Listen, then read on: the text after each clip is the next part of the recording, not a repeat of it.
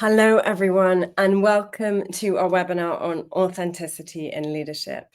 Now, I'm so excited. We've had so many people sign up for this webinar, and it's a subject that I think is so important in this day and age, in fact, more important than ever.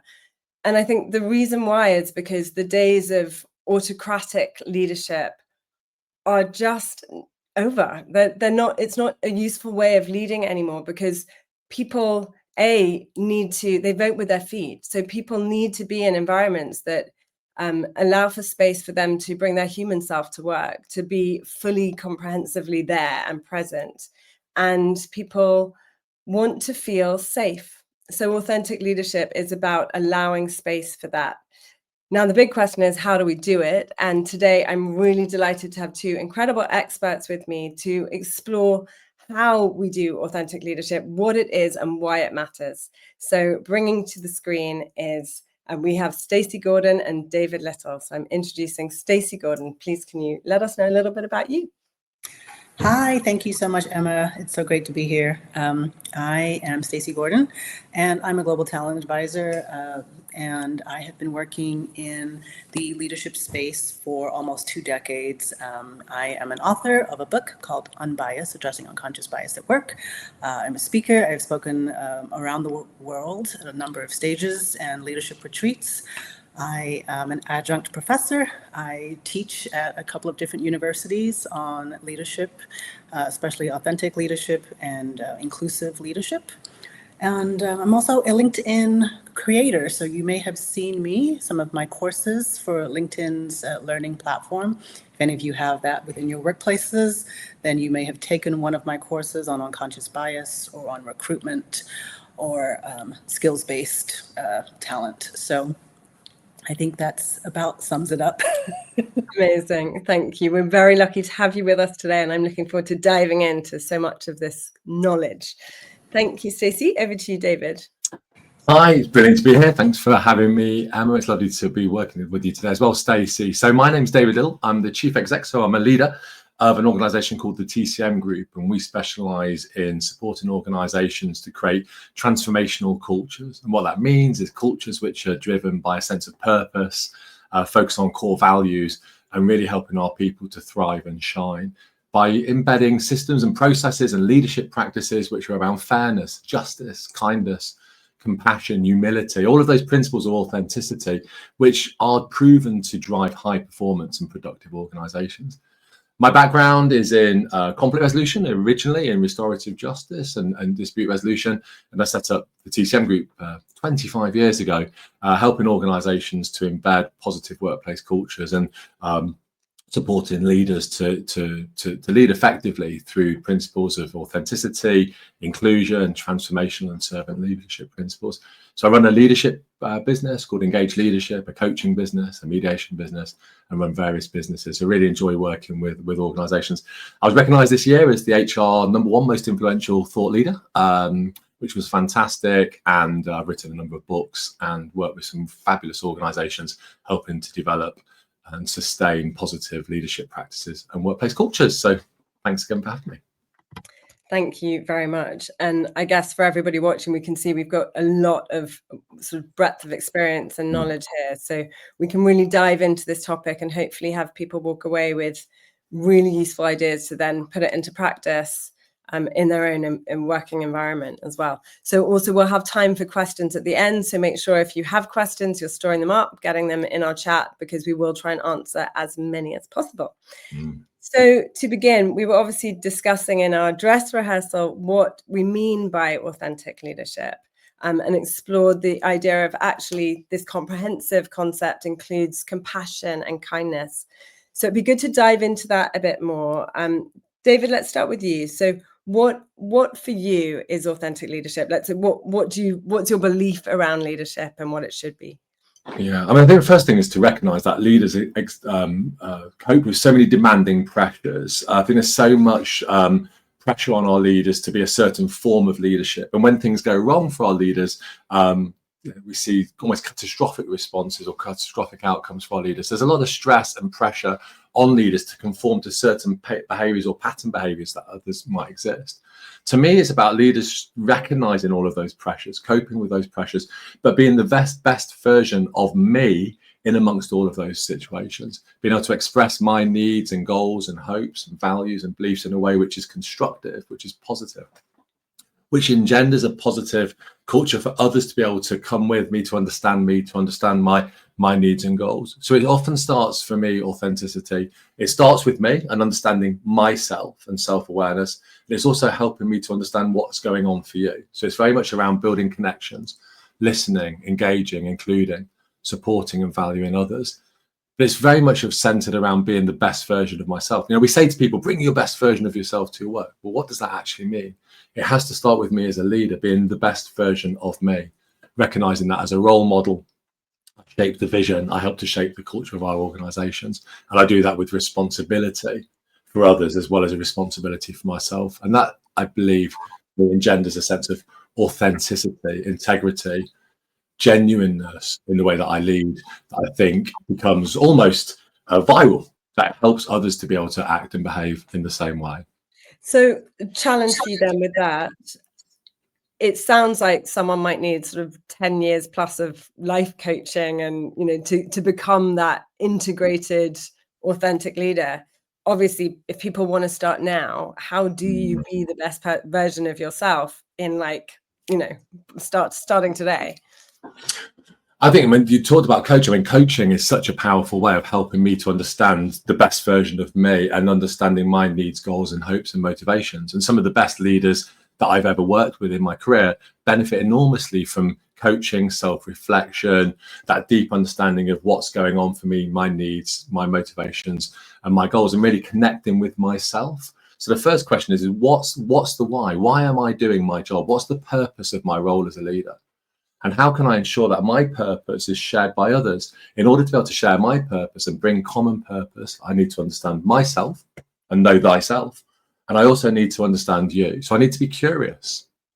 So authentic leadership is about digging in to seek to understand others, not defending a particular paradigm or reinforcing a set of behaviors or maintaining the status quo, being open to challenge, respecting people who challenge my power, sharing power with others, distributed leadership. Part of authenticity is how do I share powers with others? Someone's regularly asked me when I'm running training programs and coaching workshops for leaders, what do I believe leadership to me? And for me, at the heart of leadership is engendering leadership in others. So we don't see leadership as a competitive advantage, something that I use to gain an advantage in the hierarchy.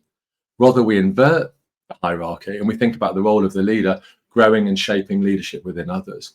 And that authenticity in leadership and recognizing that leadership is a gift that I can share with you and help you to grow to be the best that you can be changes the dynamic in terms of my relationship. It's no longer about telling, it's about showing. It's no longer about shouting, it's about listening, moving away from that autocratic and command and control structure that you talked about, Emma. So some of it's around know thyself and understand what's my why and what's my purpose, what are my objectives and what I'm hoping to achieve as a leader, aligning those to the needs of the organization, and then critically aligning those to the needs of the workforce. Great. And so what I'm hearing there is there's a big bit about doing the work on yourself. And actually it can start really simply. It can start like an hour's journaling of like, what's my motivation and what lights me up, through to a lot about like really being prepared to see who the other person is, like, so the authenticity in the other person, which I think is really important. It's like the self and the other. I love that. So Stacey, over to you. What is authentic leadership for you, and why does it matter? I think for me, authentic leadership, I think about the fact that leadership has evolved. And I think we really have to start there. If we are not evolving, we are stagnant. And so a lot of times when you are, the phrase that I really dislike the most is we've always done it that way, right? It's like, well, that was great before, but we are constantly changing, we are constantly evolving. And if we aren't paying attention to that, then it means we're staying still, we're stagnating. And that means you can't possibly be an effective business leader moving your organization forward and capitalizing on all the growth and all of the innovation. And so the same is true for leadership itself, is that it is a constant moving goalpost. And we have to understand that how we show up as leaders has changed. And so my definition of it, in fact, I was like, randomly, let me just Google, because I never thought to like Google the definition of authentic leadership. And what popped up was something around curiosity, self-awareness, and integrity. And I was like, oh, well, that's what I've been saying all along, right? Like, perfect. But that's really what it is. It's like, I really bring it down to, do people know what to expect from you? When you show up in the workplace, are people surprised by the things that come out of your mouth? Are they surprised by how you behave? Or are they like, oh yeah, that's totally how David would that's what I expected, right? And so it's being able to role model behaviors. Now, what those behaviors are, I do believe, should be a genuine curiosity. You need to have, I think along the lines of what David said, genuine curiosity of others. How are others showing up? How are others, what talents are they bringing to the table? How does that mix and collaborate with all the people that I am working with? And if you don't have a genuine curiosity of people on your team, you shouldn't be managing a team. You do have to have the self-awareness, but you don't just get self-awareness, right? Like self-awareness, it's like, we don't know what we don't know. And so that's something where you do need coaching. You do need professional development to be able to figure that out. And because you aren't necessarily as self-aware as you would expect to be, it doesn't mean you're a bad leader. It just means you haven't done the work yet, right? And so it needs to be done. And integrity is definitely huge, because I need to trust that what you say is going to be truthful. I need to trust that you're going to do what you say that you said you were going to do, right? I need to trust that I can show up and that I'm going to have an expectation of behavior. And so those things, and actually if you go back to, I think it's Deloitte's 6 traits of leadership, right? Or 6 traits of inclusive leadership. 3 of them are basically that. So they're inclusive leadership. Half of that is authentic leadership. And so again, that's why I say that leadership evolves, because so many of the definitions out there, if you look at them, they're all conflated. They're all intertwined, right? They're all pieces of, everyone's got their own rubric and model for what leadership looks like.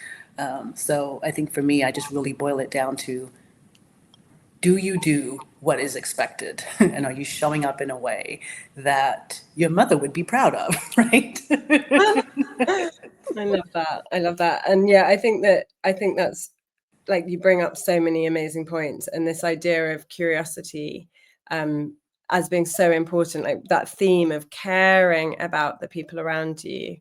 And I think, like, for me, in terms of sort of my beliefs around authentic leadership, I would add a bit to this story that we're starting to build. One is around the self-awareness piece. I think there's a piece of digging into the underground stuff. Like, we have a tool that's called the archaeological dig, and basically it's like, and then in that is weakness alchemy, and it's like being prepared to go into the secret shames, like the stuff, it's like, I'm no good at that, and that, all that stuff, because then if you can bring that to the surface and just be human about it, because I think the pressure of, I've got to have like so much integrity, and I've got to be so kind and caring, and I've got it can become sort of almost debilitating from the off. It's like, I'm just gonna do my autocratic thing. And actually this idea of authentic leadership allows for all of you to be there. You are safe in your humanity, and that is the way you can make other people feel safe in their humanity, which is imperfect, because that's what we are as humans.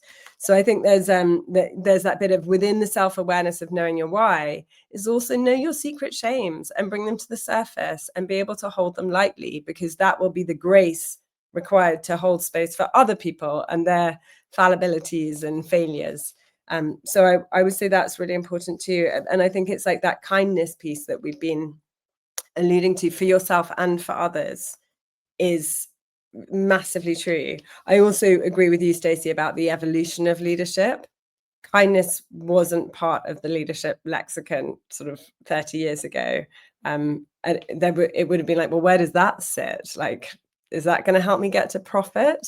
Whereas now it really is. And I think that's the sort of my next question for you. These other forms of leadership that are out there, what's the business case for what we're calling authentic, but authentic, compassionate leadership? How does it impact the bottom line? You know, why does it lead to profit, this kindness, this compassion? So yeah, David, let's hear from you. Yeah, I think I've worked in cultural change and conflict resolution for 25 years, so I've almost seen the reverse of the anti of the business case, if there's such a thing, is what happens when things go wrong, when I allow my fear of loss and shame to impact on my behaviors, the relationships become damaged, there's friction and discord that's unresolved. The damage, the harm that's caused in organizations is so powerful. Low morale, low engagement, high sickness levels, people not connecting, silos that are forging within our organizations. And what I say when I'm working with leaders and managers is we can't change everything. We can't do everything overnight. We can't, nor could we strive to. But how could we do one thing that reduces that friction, that reduces that silo, that helps people to be able to connect, to be happy, healthy, harmonious in our workplaces? Because when we're happy, healthy, and harmonious, that underpins higher performance. So the business case in organizations, whilst there's big macro points around trust, engagement, productivity, we can also see that through surveys and through research, we are as unhappy and unhealthy and unproductive in our workplaces as we've probably ever been at work. So the challenge for leaders is about how do we lean into that challenge? How do we lean into that? And how do we do that authentically? And part of that process is going and giving our people a jolly good listening to. What's going on for you right now? How can I hear what you're saying? So you talked about kindness perhaps not being part of the lexicon, but I also think there's been a failure to really systematically and structurally listen to our people. There's a sense that leaders have to know all the answers because they're smart and they've got the MBAs and they're doing all of the amazing things on LinkedIn and they sound so fantastic. So I've got to have all the answers. I've got to know how to deal with these particular issues. I have to be laser focused on solving the strategic challenge. And to an extent, that's created a sort of division and divergence within our workplace. For me, authentic leadership is about becoming almost servant leaders, seeking to serve. I've talked about growing leadership in others, understanding what's motivating others. And what I've, again, in all of my work with toxic cultures and cultural audits and working with big organizations, banks, media organizations and others, creating a really powerful space for people to thrive comes down to some fundamental principles that I think are so key to being an authentic leader. And that's about listening to understand what's going on for other people, then helping them to understand that I've heard you, I hear you, I see you, I understand you, and I appreciate you. And we talked we could have the dress rehearsal for the webinar. We could have talked a lot today, but we covered this point. It was so fantastic. Is that lip service? Are we just sort of saying the right things? Are our lips moving, but we don't mean it?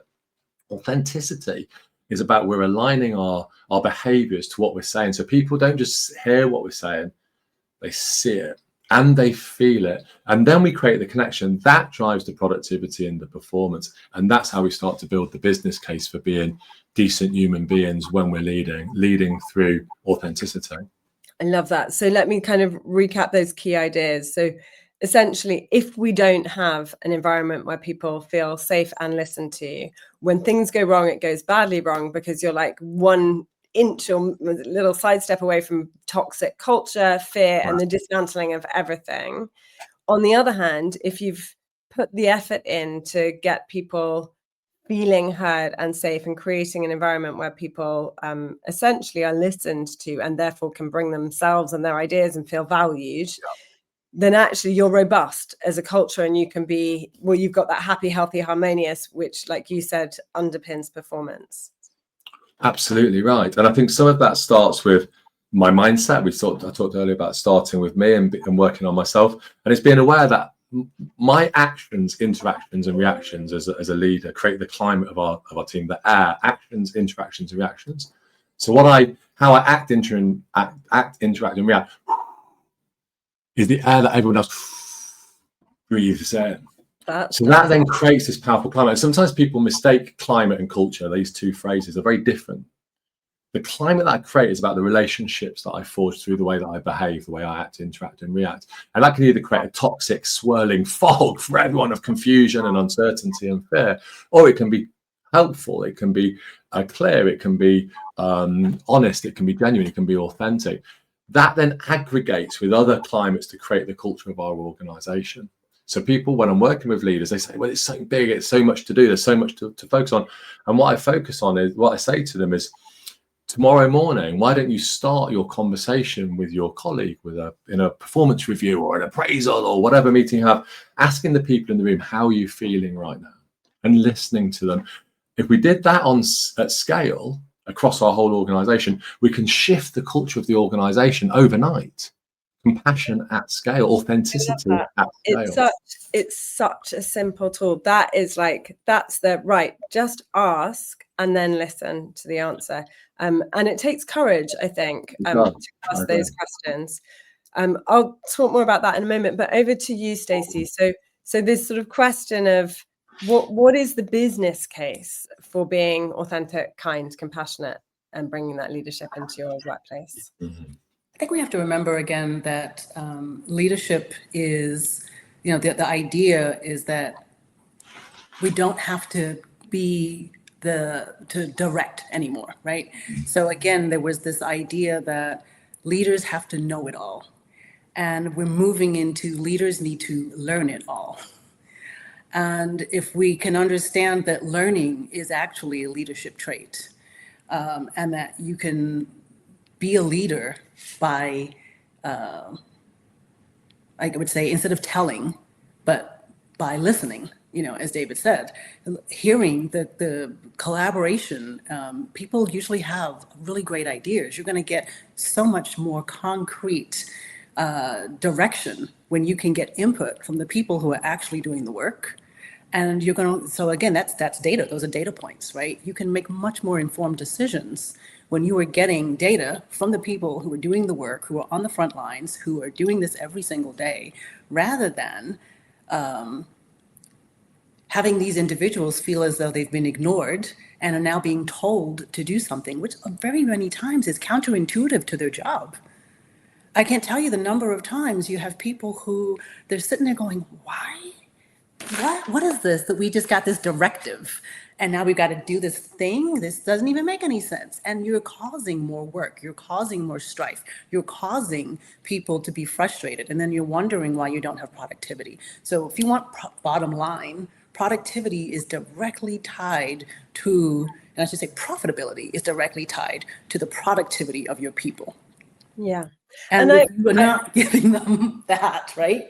Yeah. You're going to have very frustrated people who leave. And now you've got another problem, which is turnover and retention issues and all of that, right? Yeah. I think that's probably one of the biggest things. Like in our age now, how it used to be is people would get a job, suffer through it for 20, 30 years to get to their retirement. Now people vote with their feet. They're like, no, I'm moving on. It's normal to move on. And so actually companies have to work harder to retain good staff. And so that's like one of the big cases. But I think part of that though, well, I just want to just add in there that what you just said about the turnover too, and people don't realize the profitability is tied to so many different things, right, that are indirectly correlated to each other. And so I'm always thinking of that adage that says, what happens if we develop them and they leave? And it's like, well, what happens if you don't and they stay, right? You now have these stagnant people in your workplace. Again, as I said, everything evolves. You want people to be learning. You want people to be provided with the tools that are necessary for them to be able to upskill, to be able to understand AI and all these new things that are coming their way. Like right now, you have 92% of senior leaders that say they're so excited with AI because they're expecting more profitability. And you have 25% of employees who say, yeah, we've actually been given the tools that we need to actually take advantage of these new systems that are in place. So there's this huge gap. And that gap can be bridged by talking to people and by asking them what they need, and then actually providing people with what they need so that companies can get that profitability that they're looking for. So let's talk about that for a moment, because I know like data is a massive thing for you, Stacey. And so like, let's say we're encouraging people to have those conversations, to do that listening. And intuitively that makes sense. But I think it's also quite scary, because then you could be like, well, if I've got all this data and all this noise and suddenly so many chefs, because everybody feels that, we should go this way, that way. So like what is the guidance around managing the data so you can do some clear directional, we have to move in a direction, and it's the leaders who take us there, whilst taking everybody with you, because it's kind of all more inclusive. This is the piece that really lights me up, because it's so simple. It's funny that people just want to be heard. So as an example, we just did this with a client. We do this all the time, but we most recently just finished up one where we did the engagement surveys. Everyone got to put in their input. We have open-ended responses, which a lot of people hate, because you then have to go through all the open-ended responses and actually do something with that data. But we had 2 open-ended response questions in addition. We also did one-on-one interviews with select people within the organization. So that sounds like a lot of work, but it's really not. All we had to do was we went to their main committee, their people committee, and we said, I want all of you to give me 2 names of people who you think should be interviewed. The fact that, one, we asked for their input, they were ecstatic. What? You want my opinion on who I think should give input? That alone made them happy. Then you've got the individuals who actually got selected. They were like, oh my goodness, I can't believe someone thought enough of me, that I have opinions that are valued enough that they want to be heard, right? And then you actually have the people who are now giving you the information. So you've got 3 layers just by asking for recommendations. Did everyone who got recommended get spoken to? No, but everyone is excited about this process now because they had the opportunity to participate. And now you take that data, right, and you're able to tie this qualitative data with the quantitative data from the surveys and pull together a report that gives you a really good idea of where do we go first. And guess what? You don't get anybody who says, I can't believe you were starting with this. Nobody cares about this. That's not true. Absolutely, 50% of our people care about this. 80% of our people care about this. 63.2% said this was the most important thing, right? You now have the opportunity to tackle all the naysayers and who says you should be doing B, not A. You are correct. We should be doing B, but A was a higher priority. We will get to B next year. Right now, we're working on A. You've been heard. We got you. It's on the agenda. It's just not right now, right? Mm-hmm. So I you have the opportunity Yeah. to talk to everybody, get all that information, and placate all the people who like to make a lot of noise. Yeah. And make sure that they've been heard and listened to. Brilliant. No, it makes sense. And getting that sort of collective voice and through that sifting through to be like, this is the direction, but you have a justification now rather than a us and them sort of, unhealthy balance. And it's not the idea, which a lot of leaders will do, is we got together and we came up with this idea. From where? Why? Who? What? There's no real reason. They just had thoughts, right? Yeah. Whereas this is backed up. And no, I love that. So I think the next area of questions from me to sort of make it really solid, we'll do this for about the next 10 minutes or so, is I want to explore some of the issues of leadership and how this style of leadership can help with it, with those issues. And then also pick out some tools, like if we can give people some concrete tools for that. David, like what are a couple of the big leadership issues that you come across that you're like, here is the solution? Yeah, I mean, I'll pick up 2. I'm going to go for a micro and a sort of wider organizational piece. I'm going to go for one which is called managing performance. So I run a mediation business, global mediation company, and also a cultural change business. Within our mediation work, around 95% of cases that come through mediation practice, and this is kind of consistent year on year as a result of conversations, feedback conversations, performance conversations that have gone wrong. And I can't wait to dig in some of the questions, by the way. They are so fantastic. So I've just been reading through some of the questions. And one of the questions is about giving and receiving feedback. So thinking about the role of the leader in giving and receiving feedback, let's look at 2. So I develop a model called the transformational performance system, trying to move beyond 9-box, not anything wrong with 9-box system, but the 9-box system is about the high performers and boxing people in. It doesn't necessarily help us to address about how to shape and coach and develop people who aren't performing as effectively as we need them to be. And it kind of shuts people out, and it forces a pejorative, often sanctions-based system. It's not very, very effective. As someone once said to me, performance management is about helping people to realize they can jump the gate when the bull's behind them. It's like, well, actually, that's not what performance management is about. It shouldn't be the leaders, the bull behind the underperforming employee. So to unpack that, we need to understand, what does it mean to be an employee and a manager? So for the employee, they're striving towards mastery, autonomy, and purpose. I'm drawing here from Daniel Pink's work, Drive. And we kind of understand that's about creating high-performing, empowered, authentic, effective, engaged employee experience. But sometimes we don't necessarily think about what it means to be the leader. So I often think about the PAC, power, authority, and control. Now, the authentic leader understands that they have PAC. And when it collides with MAP, mastery, autonomy, and purpose, it creates division. So we're using power to give feedback, which is instructive. It's often abusive. It's sometimes very late. It can be very transactional and reactive. So a good performance conversation recognizes my power, authority, and control, and your need for mastery, autonomy, and purpose. So the best conversation a leader can have in a performance conversation, which goes to one of the questions I think one of the participants asked, is start the performance conversation saying, as your manager and as your leader, give me some feedback about my performance. How am I performing? Help me to understand where I'm doing well and where I can improve. And that shifts the whole dynamic in that conversation from me telling you how you're performing to me receiving feedback about how I'm performing. Now we're in a conversation. Now my power, authority, and control is meeting your mastery and autonomy and purpose. And there's an alignment and a harmony between those two factors. And in that conversation, we can start to identify areas of strengths, weakness, opportunity, growth, learning, and insight. I'm going to take those last 3 points, learning, growth, insight, because the future currency, the currency of the future of work, is learning, insight, and growth. You can pretty much automate most jobs, and in the next 12 months, you'll be able to automate all jobs. So if we are looking at the future of work and the role of the human in the future of work, part of the role of the leader is generating the currency of the future of work, learning, insight, creativity, and growth.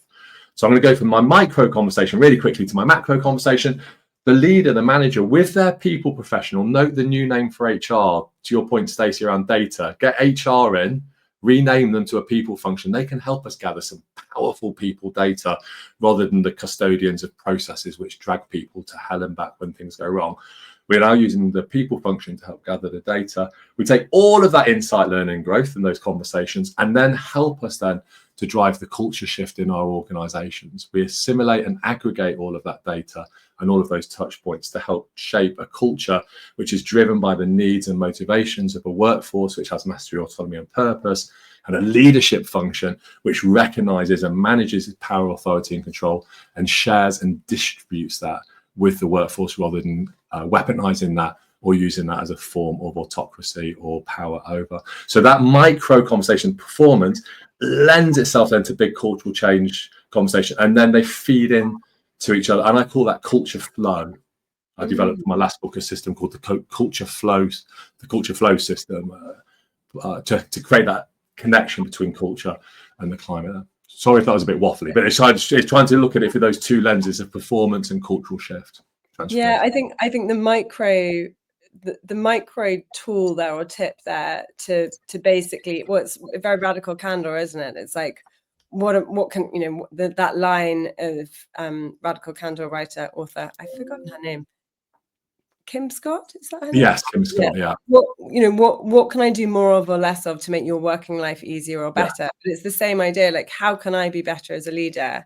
And I think being prepared to ask that obviously is incredibly vulnerable making, but what it does is allows for empowerment to be part of the general environment, or at least that dynamic. So yeah, that's amazing. And then obviously there's a lot of detail, I think too much for this 2-minute excerpt piece, but of like how you then get the macro to encompass that and make that a culture wide way of working. That's very interesting indeed. Thank you. Stacey, over to you. So same idea, like, what do you have a concrete tool that you would be like, here's an issue of leadership, here's a concrete tool I could recommend?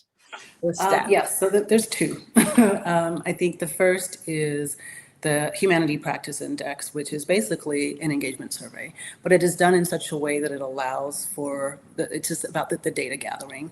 It's very simple, it's easy, and it gives you direction. And I think that starting with something simple, the big thing is you can do that internally. I think if you really want, and I was just kind of going through some of the questions that are in here, and I think one of the big things that I keep seeing is trust. There's a lot of issues with like, well, if it, we're talking about authentic leadership, and the leaders are behaving one way, and we'd like to see them do something different. Well, they've said this, but they're behaving in this way. And there is, in order to change culture, you have to have trust. Psychological safety is something that few people are talking enough about. A lot of the work that we do can't be done without trust. And if you try to do it without trust, you end up with broken systems, right? Or end up making things worse. And so having the conversation about psychological safety and how important that is and putting that training into place is huge.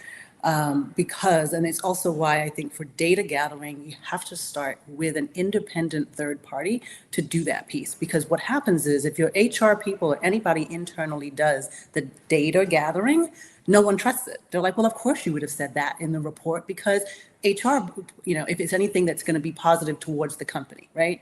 Or so it has to be done externally to get, at least initially, to be able to set a base level place for everybody to then be able to move forward from. So I think that is key. Outside of that, the other thing is we talked a little bit earlier about coaching. Coaching is so important because for leaders, they need a space to be able to have these tough conversations and to know that, again, that it's not going to get back to their peers. So to know that the conversation that they're going to have is confidential and it's not getting back to their peers, it's not getting back to leadership, it's not getting back to HR, that they can actually have an open, candid conversation about the things that they are worried about, concerned about, scared about. And from there, then we're able to, again, provide them with tips and a roadmap for moving forward. So one of the things we love to use is the IDI, which is an intercultural development inventory. And it's great when you can do it as a team of leaders, because what they get is a report that shows how they are showing up as a team to the organization, as well as their own individual reports. And I love that group report because I get to say, yeah, so you all think you're showing up like this, but actually you're showing up like this. This is so interesting because one of the themes that keeps coming back for me listening is like courage. It requires so much courage to move into this kind of leadership. And yet that step into it is then a kind of also unburdening because you're no longer alone. Like you're part of a collective team and everybody's voices matter. And yes, there's still some leadership required, but the pressure isn't on you. But the courage to do that sidestep and to, like David, to be able to say as a leader, I remember when I first started saying it, it's like, what can I do more of or less of? Like, how am I doing? It was so scary. And then it was amazing. But I had to do the shame work before being prepared to do that. If someone calls you out on stuff you haven't admitted to yourself, you have to do that work. I would say, though, this is why I do advocate, because it is hard, right? And so to me, this is a baby step when you can work with somebody who is going to put you in a place where all of that is confidential, right? Then there's not as much courage, because you can show up and you can get that information, and then you can choose. Because I always tell people it can be confidential, but it's not secretive. You can talk about everything you learned. That's your choice, right? So that's the opportunity for them to get the information, and then what they do with it, right, is then up to them. So I think that's really vital. And the other thing is too, David, you said asking team members how they're feeling, right? And I think, Emma, you said, yeah, just ask. But here's the problem with just asking, just what you said, courage. It is very hard when somebody says, how are you doing? And you want to say, this really sucks. I'm not doing well. I don't understand it. I'm unclear of the parameters, and I don't think I have the tools that I need to move forward, right? But one of the tools that we give people, and this is a really simple one that you can all take away from this, is what I like to call the personal weather report. In a team meeting or in a one-on-one, you simply ask people, how are you doing in terms of weather? Just give me a weather report. And what I love about that is because what happens is sometimes in a team meeting, everyone goes around and says, oh, cloudy, rainy, stormy, right? what does that now tell you? It tells you you have a problem. Now, you may not know what that problem is, but at least it tells you you've got one. And now you have people who could at least feel comfortable saying that much. Now, are they going to stand up in the meeting and say, I hate this process isn't working? No, but they're going to tell you that there are storm clouds on the horizon and there's a chance of lightning. Mm-hmm. That is brilliant. I love that. I love that. And just to recap on like the two big ideas, there's this idea of getting the data, and you said about giving you a base level from which to move forward. I think that's so important, because it's like, actually, knowledge is power. What we don't know is like dangerous, you know, like that calamity that you described, David, when everything goes wrong. If actually you've got the data before then, you can see it coming and you can do the, you know, take the action needed. Otherwise you're powerless. So that's the first thing. And secondly, yeah, I think the coaching thing is so interesting. There's so much that is powerful about it. And one of the things that I've often thought of is like, well, you know, if like advising people to get coaching, well, what if they're coached? You know, I've trained as a coach, so I know that coaching is about finding your light and your journey and your purpose. And for so many people, that might be that they don't want to stay in the jobs. But actually, the reality is you don't, you know, we want people to be in their happy space. We want people to be super fulfilled by their working environment, because then they'll be, it's a reinforcing positive loop of like of productivity and positivity. So yeah, I think that's really, really interesting. I will add in sort of to my 2-minute version of a couple of tools that I think are really useful to sort of add to this picture, and then we're going to go to questions. So for us, I think one is around recognition. It's actually one of our newest tools, and it's called Sunflower. And it's the idea of like, well, how do you recognize? I won't go into the full tool now, but the concept is, if you, like sunflowers, we move towards the light, and that light of recognition is incredibly powerful in making people feel valued and seen. And so actually being able to give those flowers to people, you know, all the time, and often actually in an unexpected way, is such a brilliant leadership sort of strategy, really. And what we've said is there's Ray. So your Ray is like, you recognize the thing, so recognize what it is they've done, and it could be about their work ethic, their work attitude, the quality of their work, like that. It doesn't all need to be the quality, and then you acknowledge what it is, acknowledge the impact on you or the team or both. And then the why is kind of yay, like the celebration moment of like, thank you. And so that idea of like giving rays, giving sunflowers. So that's a big thing. Another one we've got is Coast, which is a sort of I'm very passionate about Coast. It's a feedback tool, and it's very, very powerful. The C is connect. The O is observe what is happening. The A is ask them, so find out what's going on for them. The S is share for you. What's the impact of whatever this behavior is on you? And the T is, we'll take it forwards now. What is the resolution? And so I think, you know, we've all got these structures, but having structures that can just support you through, almost like a paint by numbers on the complex stuff, can be super, super helpful. And for people watching, rather than thinking, okay, I want to do this, but how the hell do I actually go about it? It's like there are structures that can carry you through and simplify the process. You're not alone with that. There are frameworks. So yeah, so I think people have some lovely tools there, and now we're going to blitz some questions to hopefully give people even more to take away. So here we go from Charlie. How to create a positive impact and show integrity in joining a new company and inheriting a team? What a great question. So we'll do speedy answers on this one so we can get through a few. David, let's start with you.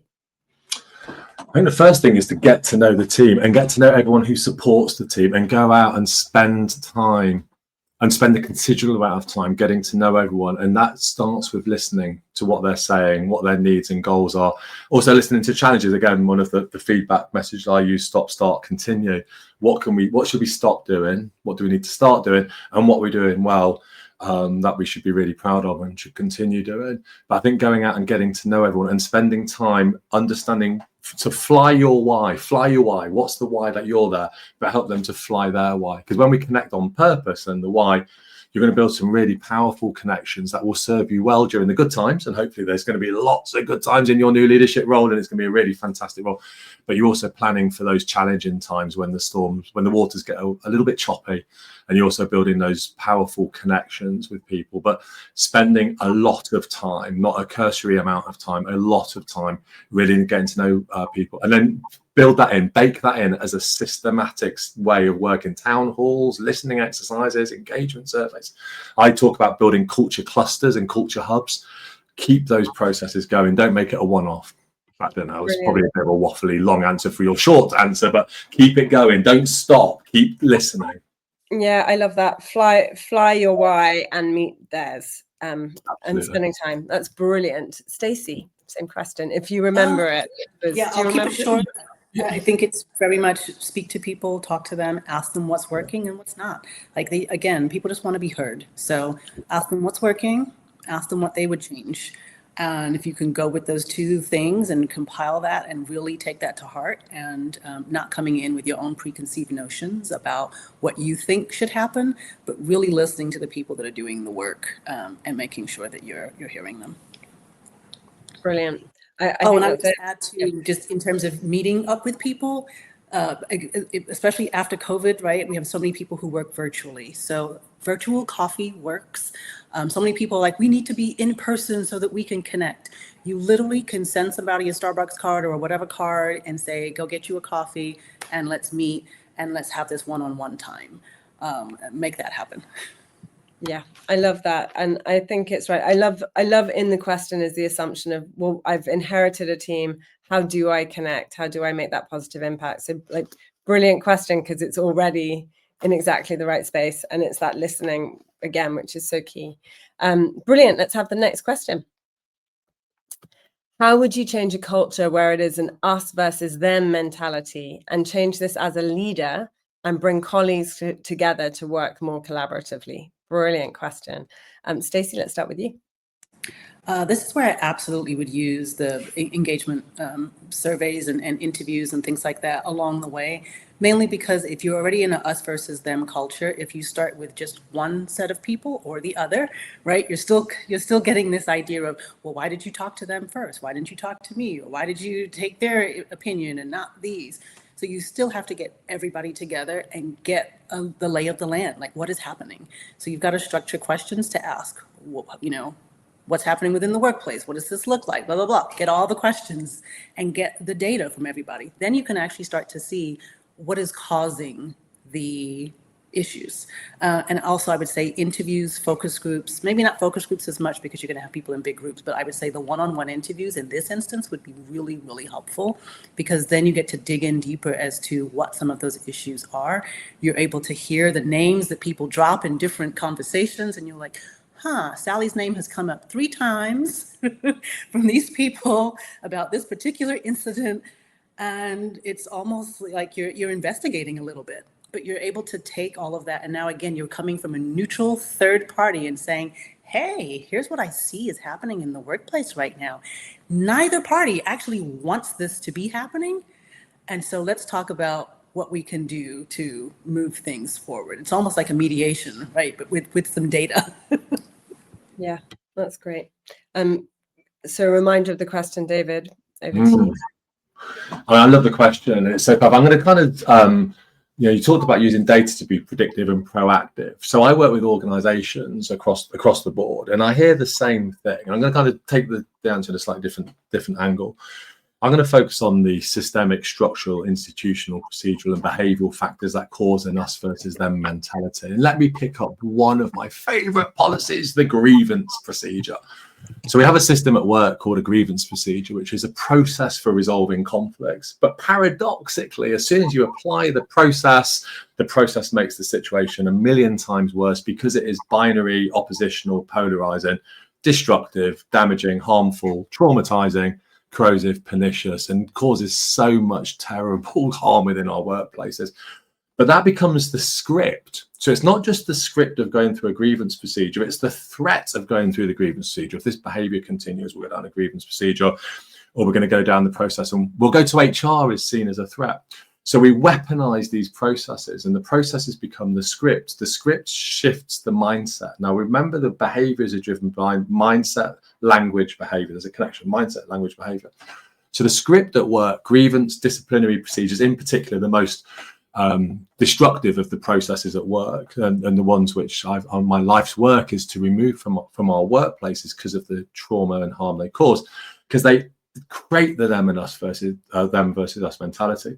So the effective leader, the really effective leaders who are shining, the ones who are making the biggest impact in our workplaces, are the ones who are challenging the systems at work and actually removing those retributive, sanctions-based punitive systems and replacing them with another model of justice, transformative justice, which is about bringing people together, provoking insight, learning, understanding, growth. Because people don't come to work to do a bad job. People don't come to work to be stuck in feuds and disagreements. What happens is we find it difficult to resolve those because we've got the wrong script, the wrong behaviors, and we're not invested in resolving those. So the effective leaders are really challenging institutions, structures, and processes. And they're saying to their chief people officer, they're ringing them up today saying, "Dear chief people officer, your processes are destroying my teams. Can we work together to use our values and our purpose and our objectives and our people to reshape a new rules-based system at work?" And wow, I'm working with some amazing organizations, the BBC, huge banks, many others, Burberry have next, to rewire this issue, because it's a massive issue. And to me, the them versus us, polarization, siloing, harmful conflict is the number one issue at the top of inboxes of most, if not all, leaders. That's such a sort of massive thought, actually, this idea that the them versus us culture actually represents this kind of shark-infested waters environment, which is just lethal. It's just awful because everybody feels in constant danger. And you spoke before, I think, Stacey, about psychological safety. So yeah, I would say it's so important to be saying, right, it's not just a, them and us. It's actually that the whole, like the environment is dangerous, psychologically unsafe, and people are, there is fear, and you can't be productive in a fear, but you can't be creative in a fear-based environment. So actually that would be the thing to address. I would probably add, and we haven't talked loads, actually, we've sort of alluded to values. For me, having this kind of cohesive, the impact of values in creating a cohesive whole and sort of a one driver is so powerful. And so doing that values work and the vision and why are we here and how are we adding to the world in some way, whether it's through CSR or or sustainability objectives or through the work you're actually doing.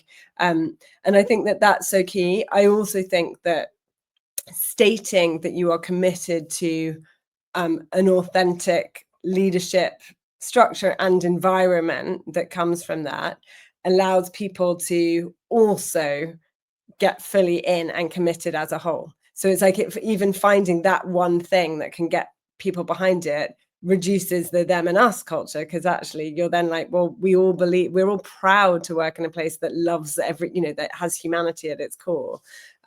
So I think that sort of finding that center point to whether it's values or the purpose or that sort of why as a company or culture, and then pulling people together around that is really powerful. Vision. That comes into sort of visionary leadership as well. Brilliant. Great questions. Let's have another one. As someone early in their career but aspiring to lead, how can I make a positive impact when communicating and working with senior leaders or executives? What do they most want to see, hear, and experience from colleagues to build trust and credibility? Lovely question. David, let's start with you. It's a really great question. I just saw another question that came in, actually, which I think really connects with this one as well. It was one about challenging people, disruptive people. What we need as leaders in our organizations, the rise of AI, disruptive, it's a very, very disruptive world that we're in. We need innovation and creativity. That's what we need in our organizations, because innovation and creativity drive growth, grow or die. If we're not growing our organizations, we'll fall backwards and lose competitive advantage. So at the heart of that is innovation and creativity. And that's what our leadership communities need, innovation and creativity, because that adds value, shareholder value, stakeholder value, social value. and strategic value in the workplace, the 4 values of the modern work. So we need value driven by innovation and creativity. So we need every interaction to drive that. So how do we resolve the difficult conversations, the challenge conversations? It's constantly seeking, and we kind of touched on the points already, being super curious to understand what's going on for you. And rather than seeing someone as a disruptive force, see that person as having the answers that I need. I just haven't asked the right questions yet. The reason they're being disruptive and challenging to you is because you've not asked them the right question. They haven't felt heard. I think, Stacey, you've made it so fantastically clear the importance of feeling heard. If I don't feel heard, I will keep saying, and I'll bang, and I'll shout louder, and I'll bang louder, and I'll bang harder until you do listen to me. That's a cue for me as a leader that I've not asked you the right. That's a leadership challenge. That's not a behavioral issue for you. I'm not going to manage your bad behavior because you're difficult and disruptive and negative. That's a leadership challenge, which says to me, I'm not asking you the right questions. I've not connected with you yet to understand your why. So let me reframe that problem about understanding what you need rather than seeing you as a problem. Because as soon as you tell me what you need and why you're frustrated, you tell me about a structural problem, a systemic problem, or an issue with a customer. I saw someone talk about an NHS issue, a patient issue, because you will then tell me what isn't working in the system. I can take that innovation and that creativity, and I can change whatever the problem is. I can resolve whatever the problem is. That's what our leaders need: innovation and creativity, not from the nice conversations of everyone looks the same, sounds the same, thinks the same, because that is not going to drive innovation and creativity. The big drivers for innovation and creativity is when we don't look the same, where we don't sound the same, and when we completely disagree with each other. That's the space that leaders need us to really lean into. That's the space that drives innovation and growth. Love that. Stacey, same question to you. We've got make this a very speedy one because we're going to then wrap up. So I will just say that I think for this individual, if you're new early in your career, it is sort of like this 2 sides of the same coin. It's about asking questions, right? And so one of the things that I like to have new or early career folks do is sit with their manager and ask them, what is their goal, right? What are they trying to achieve? Because once you know what they're trying to achieve, then you can look at, well, what are my strengths? What do I bring to the table? Is this even a goal that I want to get on board with? And if it's not, am I in the right place?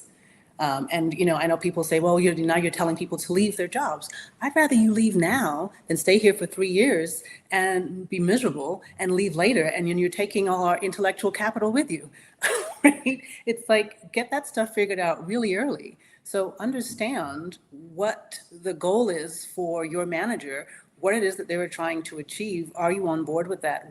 How does your role align with that? And then do that, because that's what your job should be. And if it's not in alignment, then talk to your manager to say, well, I don't see the alignment here. Help me with that, right? And get to that point. I think that's great. And I think I would add to that, so this idea of actually getting the clarity of what is expected and what does good look like, it's sort of so key. So to your point, Stacey, I think that's brilliant. And David, to your point, creativity, that sort of creativity of being an initiative, of being able to be like, okay, this is where we're going. I'm going to ideate on that. I'm going to show some extra passion. I'm going to, I'm going to show that I have that leadership thinking, what would I do if this were my team, if this were my role as a leader in the company, rather than just being like, I'm assigned here, I can't think out of that box. It's like, actually, people hire humans. So let's bring your brilliance to it.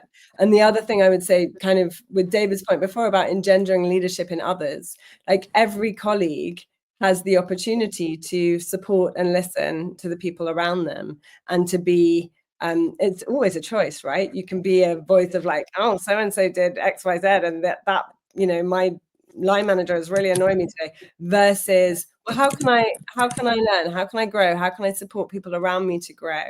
And so asking those questions and then looking at how you can achieve that, and also being prepared to be honest in a way that is supportive. So if you see stuff that you're like, that isn't working, or that isn't a good idea, to be able to go into meetings with the people around you or your seniors and say, you know, I'd love to give you some really well-meant feedback, or, you know, obviously done in a nice way, but actually being able to believe in the environment that it is one that is supportive of your voice, and then to introduce your voice in a way that is empowered, I think could be, you know, a really good idea for you in your journey. Oh my God, I've just seen the time. Those last 2 minutes flew by. So we're going to wrap up. Apologies to everyone watching. We're going 1 minute over. I'd love for everybody watching to just put in one of your takeaways. Like, what have you got out of today? What, if anything, you're going to commit to? While we're doing that, I just would like to have a final one line. Like, if people are going to take one thing from today, what would you like them to take? Stacey, start with you.